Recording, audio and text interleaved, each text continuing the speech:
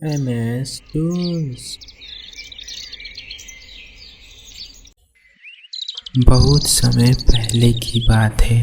हरे भरे पहाड़ों में घने जंगलों में बसा गोरखपुर नामक गांव। उस गांव में मोहन नाम का किसान रहता था और उसकी पत्नी माया और 2 बच्चे भी रहते थे।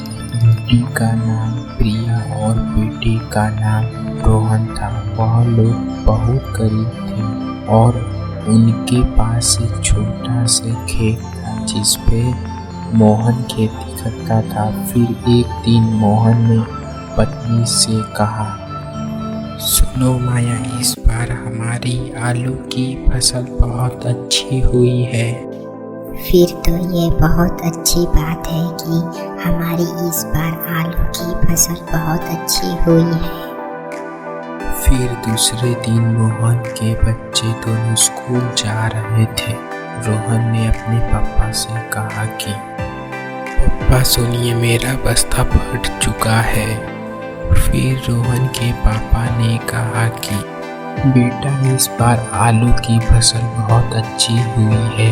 मैं इसे थोड़े दिनों में बेचकर तुम्हारे लिए एक नया बस्ता खरीद दूंगा। फिर मोहन के दोनों बच्चे स्कूल चले गए। फिर मोहन ने अपनी पत्नी से कहा कि सुनो माया, मैं खेत पर काम करने जा रहा हूँ। फिर माया ने कहा कि सुनिए जी, मैं भी आपके साथ खेत पर चलूं। ठीक है माया, तुम भी मेरे साथ चलो। फिर वह दोनों खेत की ओर जाने लगे। फिर चलते चलते वह सब खेत पर पहुंच गए। फिर मोहन ने माया से कहा कि माया, ये लो, पूरी फसल पर खाद छिड़क दो। फिर माया ने कहा कि ठीक है, तो मैं पूरी फसल पर खाद छिड़क देती हूँ। फिर माया पूरी फसल पर खाद छिड़क रही थी और मोहन खेती कर रहा था। फिर वह दोनों को काम करते करते शाम हो गई। फिर मोहन ने माया से कहा कि माया, हमें काम करते करते शाम हो गई है, चलो रूम पर चलते हैं। फिर वह दोनों रूम पर जाने लगे। फिर वह दोनों चलते चलते रूम पर पहुंच गए। फिर धीरे धीरे रात हो गई। फिर वह सब ने देखा कि बाहर बहुत तेज बारिश हो रही है। फिर मोहन ने माया से कहा कि सुनो माया, अगर इसी तरह बारिश होगी तो हमारी पूरी फसल तो खराब हो जाएंगी। फिर भी बारिश रुकी नहीं और होती ही गई। फिर बारिश होते होते सुबह हो गया। फिर मोहन ने कहा माया से, सुनो माया, मैं खेत पर जा रहा हूँ अपनी फसल देखने, फसल ठीक है कि नहीं। फिर माया ने कहा कि सुनिए जी, मैं भी आपके साथ चलूंगी। ठीक है, चलो मेरे साथ। फिर वह दोनों खेत की ओर जाने लगे।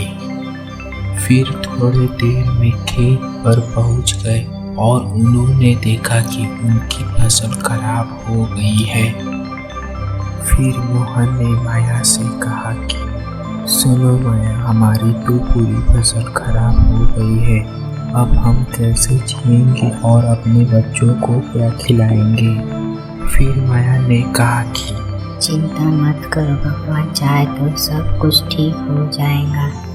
फिर वह दोनों घर की ओर जाने लगे। फिर वह दोनों चलते चलते अपने घर पर पहुंच गए। फिर वह दोनों सोचने लगे कि अब क्या होगा। तभी फिर उनके घर के बाहर एक बूढ़ी अम्मा आई। फिर बूढ़ी अम्मा ने कहा कि बेटा, कुछ खाने के लिए मिल जाएगा क्या? मैं बहुत दिन से भूखी हूँ। फिर मोहन ने कहा कि अम्मा, अभी तो कुछ खाने के लिए नहीं है, सिर्फ सुबह की दाल और सूखी रोटी है। फिर बूढ़ी अम्मा ने कहा कि बेटा ठीक है, दाल और सूखी रोटी ही दे दो। फिर बूढ़ी अम्मा दाल और सूखी रोटी खा ली और मोहन से कहा कि बेटा, तुमने मेरी भूख मिटाई है, इसीलिए मैं तुम्हें ये जादुई गंगा जल दे रही हूँ।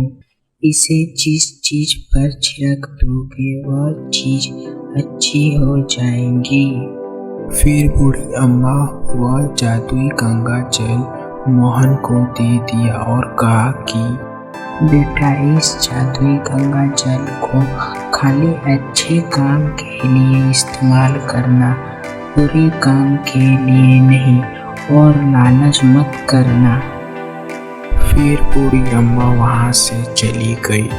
फिर मोहन वह जादुई गंगा जल अपने खेत पर ले गया और फिर उस जादुई गंगा जल को अपनी फसल पर छिड़का और दूसरे दिन उसने देखा कि उसकी फसल अच्छी हो गई है। फिर मोहन अपने घर पर चला गया। फिर उसकी फसल उसके दोस्त सोहन ने देखी और सोचा कि इसकी फसल तो खराब हो गई थी, एक ही दिन में ठीक कैसे हो गई। फिर वो मोहन के घर पर उससे पूछने चला गया। मोहन से पूछा कि मोहन, तुम्हारी फसल तो खराब हो गई थी, तो एक ही दिन में तुम्हारी फसल अच्छी कैसे हो गई। फिर मोहन ने कहा कि कुछ दिन पहले एक बूढ़ी अम्मा मेरे घर पर आई थी, मैंने उनको खाना खिलाया तो वह बूढ़ी अम्मा ने मुझे एक जादुई गंगा जल दिया। उस गंगा जल को मैंने जैसे ही उस फसल पर छिड़का तो फिर मेरी फसल एक दिन में अच्छी हो गई। फिर सोहन ने कहा कि वह जादुई गंगा जल मुझे भी दोगे क्या। फिर मोहन ने कहा कि क्यों नहीं सोहन। फिर मोहन ने वह जादुई गंगा जल सोहन को दिया। फिर सोहन ने वह जादुई गंगा जल लिया और वहाँ से चला गया अपने खेत पर। उसकी फसल अच्छी थी। सोहन ने लालच की मारे उस जादुई गंगा जल को अपनी फसल पर छिड़क दिया और उसकी फसल दूसरे दिन पूरी खराब हो गई। फिर मोहन ने अपनी आलू की फसल अच्छी कीमत में बेची और खुशहाली से जीने लगा। ऐसे ही कहानियाँ देखने के लिए हमारे इस चैनल को please like and subscribe and share कीजिए। And thank you for watching.